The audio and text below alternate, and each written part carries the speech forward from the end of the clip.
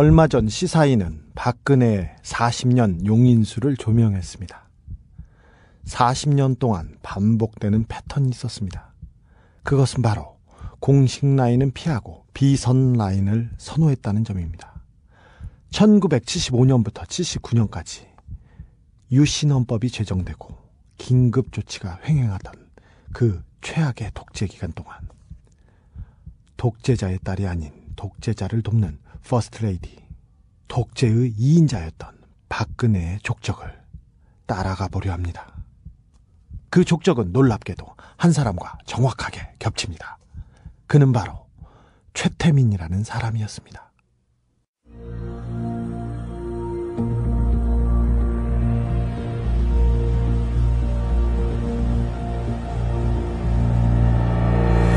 주진우의 현대사 제8회 국정농단 그 주체는 제1부 박근혜와 최태민 너무나 끈끈한 우연의 일치들.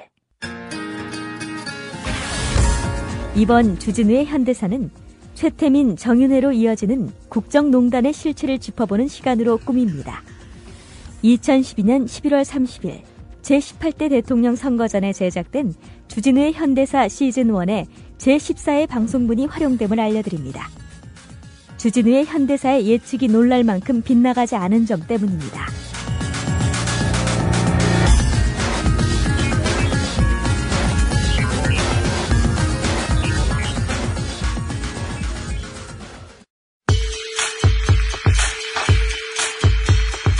십상시, 어린 황제 주변에서 권력을 농단하던 10명의 환관을 이르는 말입니다. 십상시가 한국 정치에 민감한 이슈로 떠오르고 있습니다. 한국판 십상시의 국정 개입 동향이 청와대 보고 문건에서 확인됐다고 세계일보가 보도했습니다. 십상시에는 그림자 실세로 불리는 정윤회 씨와 청와대 문고리 3인방 등이 포함되어 있었습니다. 박근혜 대통령은 수석비서관 회의를 주재한 자리에서 청와대 문건 유출을 국기문란 행위, 바로잡아야 할 적폐 등으로 강하게 표현했습니다. 이런 공직기강의 문란도 반드시 바로잡아야 할 적폐 중 하나입니다. 정권 내부의 권력투쟁을 드러내며 파장이 걷잡을 수 없게 번지자 문건 유출 사건으로 의미를 좁혀 조기진화하겠다는 의지로 보입니다. 이에 대한 새정치민주연합 정의당 대변인 논평. 진실을 밝히기는커녕 문건 유출 경위에 대한 검찰 수사로 물꼬를 돌려 사태를 모면하겠다는 생각입니다. 청와대가 문건을 찌라시로 규정하는 검찰 수사의 가이드라인을 쳐놓았는데 검찰이 제대로 된 수사를 할 수 있겠습니까? 박 대통령의 발언은 국민들의 각종 의혹에 대한 해명은 하나도 없이 문건 진위와 유출에 대해서만 철저히 검찰 수사하라고 앵무새처럼 언급한 것으로 이 사태의 본질을 물타기, 호도하는 것입니다.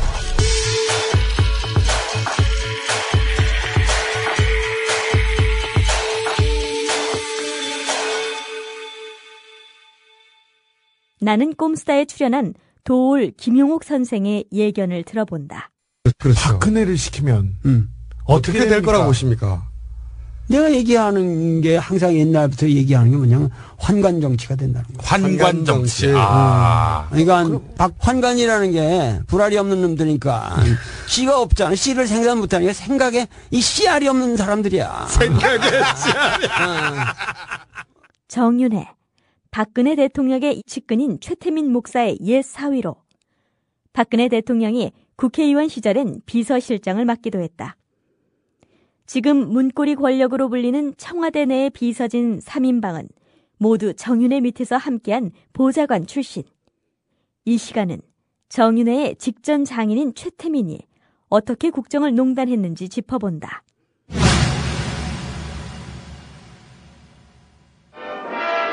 박정희 대통령 시해 사건의 첫 공판이 육군본부 계엄 보통군법회의 법정에서 열렸습니다. 김재규 등 8명의 피고인에 대한 이번 공판은 구국여성봉사단이라는 단체는 총재 최태민, 명예총재 박근혜 영이었는 바, 이 단체가 얼마나 많은 부정을 저질러왔고 따라서 국민, 특히 여성단체들의 원상의 대상이 되어 왔는지는 잘 알려져 있지 아니합니다. 그럼에도 불구하고 큰영애가 관여하고 있다는 한 가지 이유 때문에 아무도 문제 삼는 사람이 없었고, 심지어 민정수석 박정규 비서관조차 말도 못 꺼내고 중앙정보부장인 본인에게 호소할 정도였습니다. 1979년 10월 26일 야수의 심정으로 유신의 심장을 쏘았다고 말했던 김재규가 항소 이유 보충서에 쓴 말이다. 물론 박근혜 후보는 이러한 김재규의 증언을 인정하지 않는다. 그런 말을 한 사람이 아버지를 암살하지 않았습니까? 이후 정권에서도 제 비리 의혹을 이잡듯이 뒤졌는데 나온 것은 없었습니다. 이잡듯이 뒤졌는지 어쩐지는 그저 박근혜 후보 본인의 얘기일 뿐이다. 그러나 구국여성봉사단이라는 단체, 그리고 이 단체의 주축이었던 박근혜와 최태민에 관해서는 김재규만이 증언을 남긴 것이 아니었다. 유신 정권의 마지막 비서실장이었던 김계원도 2005년 이코노미스트와 가진 회견에서 이런 증언을 했다. 그 최태민이 이런저런 문제가 많았어요. 그런데 근혜 양은 말이죠. 최태민은 아주 선량한 사람인데 왜 중앙정보부에서 모략을 해서 아버지 생각을 흐려놓는 겁니까? 이러면서 오해가 생긴 겁니다. 게다가 김계원의 전임 비서실장인 김정념의 증언도 있다. 그의 회고록에는 이런 구절이 있다. 최무라는 목사가 구국 선교단을 조직해서 근혜 씨에게 가세했다. 나는 큰따님이 이용될 위험성이 크다 생각해 대통령에 보고했다. 그리고 요즘 보수 논객으로 TV에 자주 나타나는 중앙일보 논설위원 김진의 저서 청와대 비서실에도 두 사람의 관계를 언급한 대목이 있다. 최태민 씨가 얼마나 골칫거리였는가는 증언을 통해 거듭 확인된다. 김정념, 김기현 비서실장을 비롯해 거의 모든 수석과 특보들이 벙어리 냉가슴 앓듯 고민했으나 큰 영의 일이라 상소 한번 변변히 하질 못했다. 여기서 큰 영예란 물론 박정희의 장녀 박근혜를 뜻한다. 우리가 그동안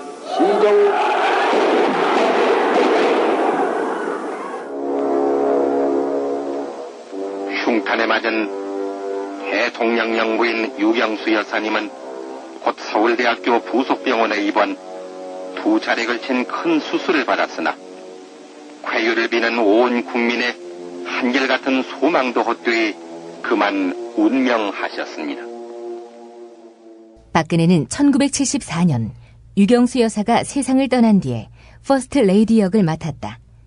김진 논설위원에 따르면 박승규 당시 민정수석이 고민 끝에 최태민의 비위 내용을 모아 박정희 대통령에게 보고했다고 한다. 대통령의 최고 신복이라고 할 수 있는 비서실장들조차도 최태민을 어떻게 하지 못했던 이유는 그가 큰 영예, 박근혜와 가까운 사이였기 때문이다. 물론 이런 여러 증언에 대한 박근혜 후보의 입장은 단호하다. 모함입니다. 2007년 한나라당 대선 후보 검증 청문회에서 그게 실체가 있는 얘기들은 아니구나 이렇게 생각을 합니다.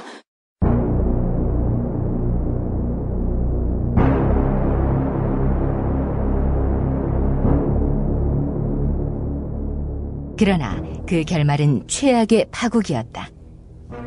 11.6 당시 비서실장이었던 김계원의 증언을 들어보자. 차지철과 김재규가 싸운 걸 나중에 보면 최태민 때문이야. 그 차지철이 최태민을 앞세우고 박근혜를 너무 업고 다니니까 김재규가 안 된다 그러거든. 최태민은 목사로 알려져 있습니다. 하지만 진짜 목사였을까요? 최태민은 1965년 유가증권 위조 혐의로 서울지검에 입건돼 4년간 도피 생활을 했습니다. 그리고 1969년 천주교, 불교, 기독교를 결합한 종교를 창시합니다. 1974년 5월 그는 스스로를 태자마마라고 칭합니다. 박정희 정권 시절 중앙정보부의 수사보고서 그리고 김재규의 항소 이유서에는 이런 단어들이 오르내렸습니다. 자칭 태자마마, 사이비 목사, 사기, 횡령, 이권 개입, 부정행위, 추문. 신군부가 들어서면서 최태민은 강원도로 쫓겨났다. 그러나 10년 뒤인 1990년 그는 박근혜가 이사장인 유경재단의 고문으로 임명되어 재계하게 되었다. 이후에 박근혜와 동생 박근령 사이에 다툼이 벌어지면서 박근령은 최태민이 유경재단에서 전횡을 하고 있다고 주장했다. 이에 대한 박근혜의 대답은 예나 지금이나 똑같았다. 최 씨는 재단 일에 관여하지 않았습니다. 순전히 오해입니다. 한나라당 이명박 박근혜 두 예비 후보 측의 검증 공방이 도를 넘고 있다는 지적이 나오고 있습니다. 이명박 후보 측은 박 후보의 도덕성에 문제가 있다며 박근혜 후보에 대해 각종 의혹이 일고 있는 최태민 씨 일가와의 관계를 직접 밝히라고 역공을 폈습니다. 이 후보 측은 정수장학회와 영남대학, 유경재단 운영 등 박근혜 후보와 관련된 각종 의혹의 중심에는 늘 최태민 씨가 있었다고 강조했습니다. 만약 박 후보와 최태민 씨 일가와의 연루 의혹이 사실이라면 도덕성 문제만큼은 자신을 보였던 박근혜 후보가 양면성을 드러낸 것이라고 비난했습니다. 장권군 당시 이명박 캠프 대변인. 최태민 일가와의 의혹은 결코 과거 완료형이 아니라 현재 진행형이며 미래 진행형이 될 수밖에 없습니다. 천벌받을 일이라고 했는데 과연 이런 의혹 제기가 천벌받을 일인지 묻지 않을 수 없습니다. 최태민의 그림자는 유경재단뿐만 아니라 영남대에도 드리워져 있다. 2007년 이명박 후보와 박근혜 후보의 대결로 압축되었던 한나라당 대통령 선거 후보 경선의 청문회장으로 가보자. 박근혜 후보님, 김정욱, 조순재, 손윤호, 곽한석, 이 영남대 4인방을 알고 계십니까? 그 중에서는 김정욱 씨밖에는 모르겠습니다.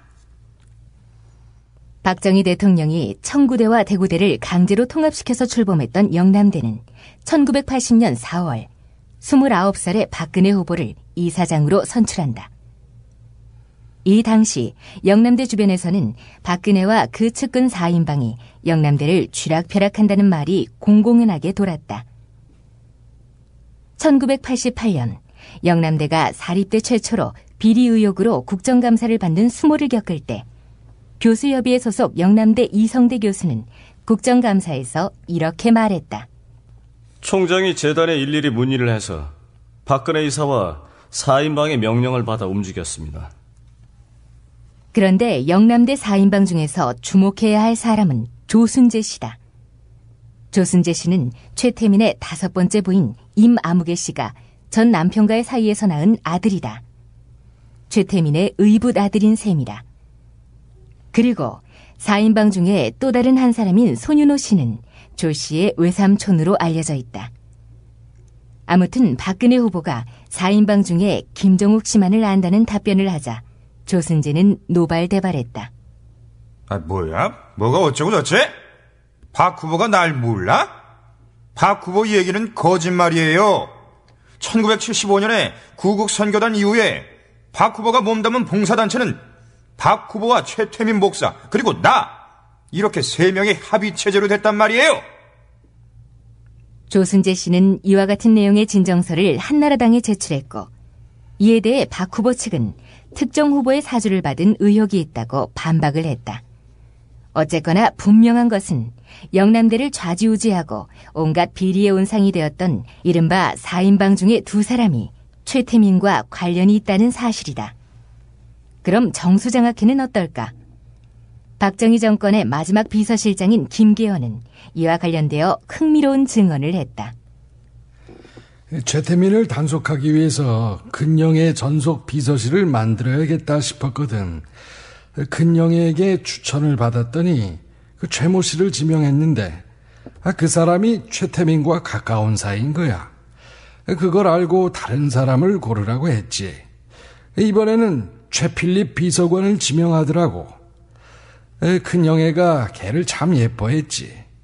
그런데 말이야, 그 나중에 보니 최필립도 최태민을 아는 거야. 아이고, 나 참.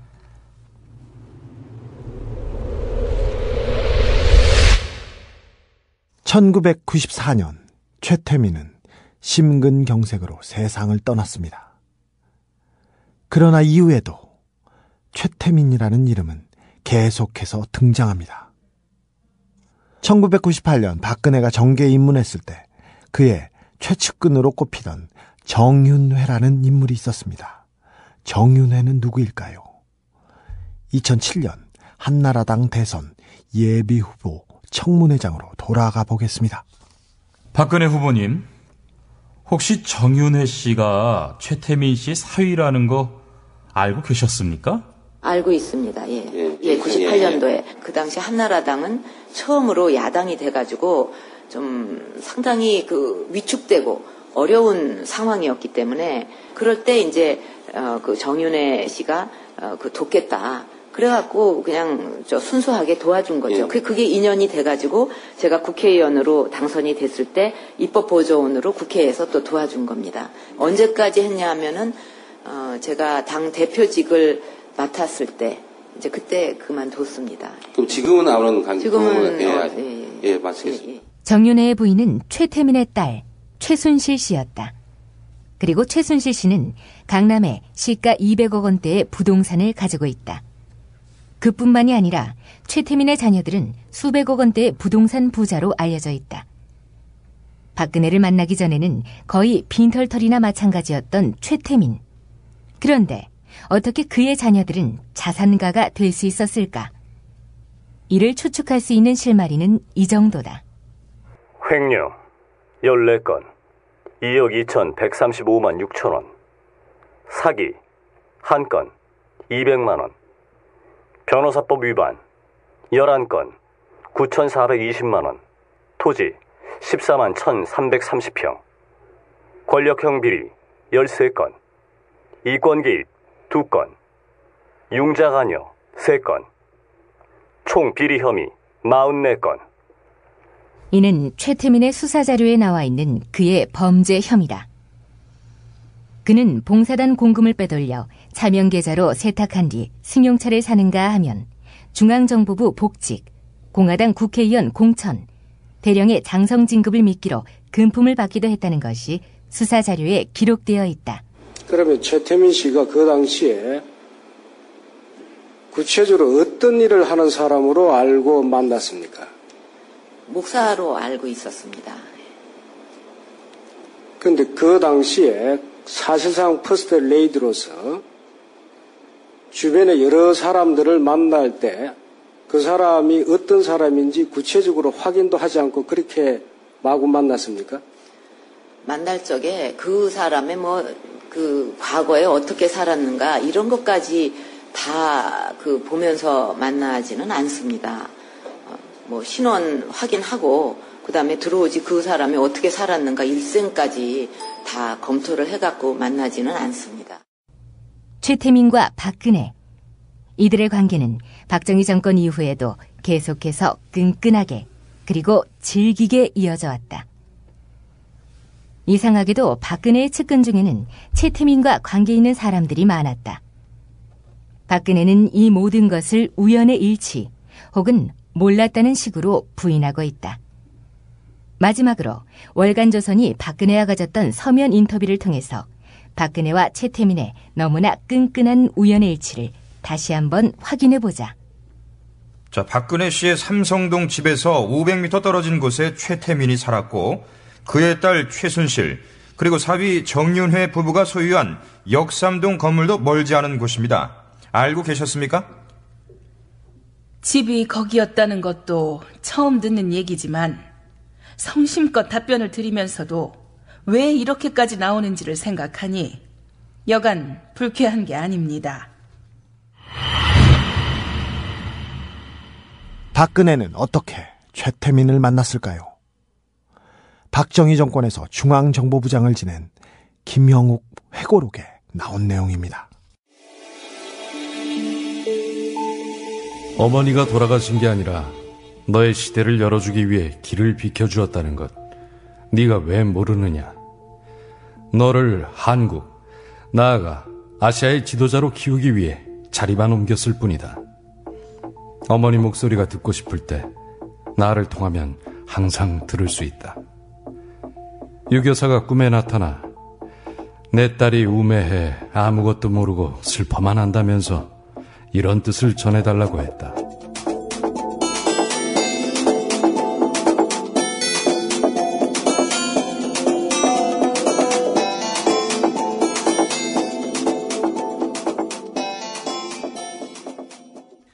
최태민과 박근혜 모두 부인했습니다만 박근혜, 최태민에 대한 각별한 애착은 이 같은 주장이 사실인지 허구인지 구분하기 어렵게 만듭니다. 게다가 박정희 대통령이 1977년 9월 최태민을 청와대에 직접 불렀습니다. 이른바 친국. 임금이 직접 죄인을 신문한 것입니다. 이것 봐, 최태민! 네, 카카. 민정비서실 중앙정보부 보고를 보면 그네 이름을 팔아서 이권 개입, 횡령, 사기, 융자 알선을 했다는데 사실이야? 아버지, 그건 모함이에요. 내가 너한테 물어봤어? 카카, 제가 어찌 감히 큰형님 이름을 팔아서. 아버지, 그런 거짓 보고에 눈과 귀가 흐려지시면 안 돼요. 저를 못 믿으시겠어요? 김 부장. 예, 카카. 검찰에다가 이 자료 넘겨서 수사해 보라고.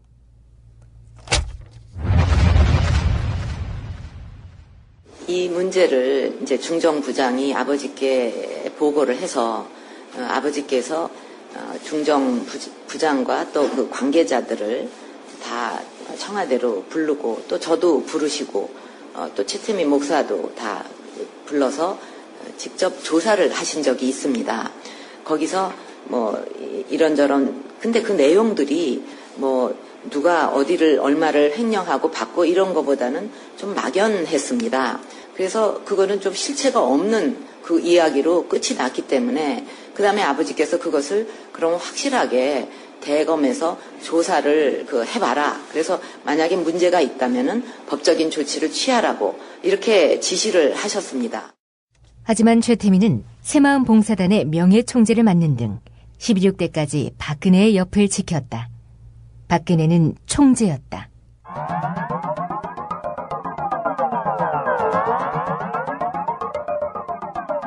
(2007년 7월) 박근혜가 대통령 후보로 나서 당내 경선을 치를 당시 주한 미국 대사 버시바우는 본국에 보내는 통신문을 통해 최태민을 한국의 라스푸틴이라고 표현했습니다. 라스푸틴은 시베리아의 엉터리 승려였습니다.